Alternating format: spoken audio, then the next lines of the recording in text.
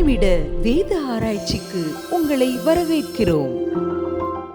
பிசாசோடு உள்ள ஆவிக்குரிய யுத்தத்துல நம்மளை பாதுகாப்பதற்குரிய சர்வாயுத வர்க்கம் அப்படின்னு சொல்லி எபேசியர் 6வது அதிகாரத்துல இருக்கும். தலைச்சிரா, ஹெல்மெட் இருக்கும், மார்க் கவசம், இன்னும் கேடயம், அக்கினி ஆஸ்திரங்களை அவிக்கத்தக்க கேடகம் அப்படின்னு இருக்கும். காலில் எதுவும் இடறி விடாதபடி பாதரட்சைகள்னு இருக்கும். அது கவனிச்சிங்கன்னா எல்லாமே நம்ம மேல அடிவிடாம இருக்க ஆண்டவர் அங்க வச்சிருக்கிறார், பிசாசின் தந்திரங்களால் நம்ம பாதிக்கப்படாதபடி. ஆனா பிசாசை எதிர்த்து அவனை ஓட வைக்கிறது என்ன தெரியுமா? எபேசியர் 6:17 எழுதியிருக்கு, தேவ வசனமாகிய ஆவியின் பட்டயம், ஸ்வாட். யுத்தத்துல அடி வாங்காம இருக்கிறது மட்டும் காரியம் இல்ல, எதிரியை விரட்டணும் பாருங்க. அப்ப நம்முடைய வாழ்க்கையில பிசாசு கொண்டு வருகிற தந்திரங்களை விரட்டுவதற்கு எந்த அளவுக்கு வசன அறிவு இருக்கோ அந்த அளவுக்கு அவனை விரட்டிடலாம்.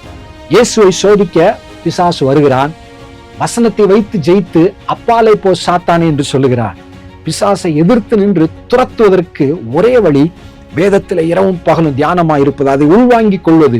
பிசாசின் தந்திரங்களை அந்த வசனத்தை வைத்து ஜெயித்து பிசாசை விரட்டுவதற்கு வேத அறிவு தேவை. இரவும் பகலும் முழு வேதத்தை தியானிப்பதிலே கவனமாயிருங்கள்.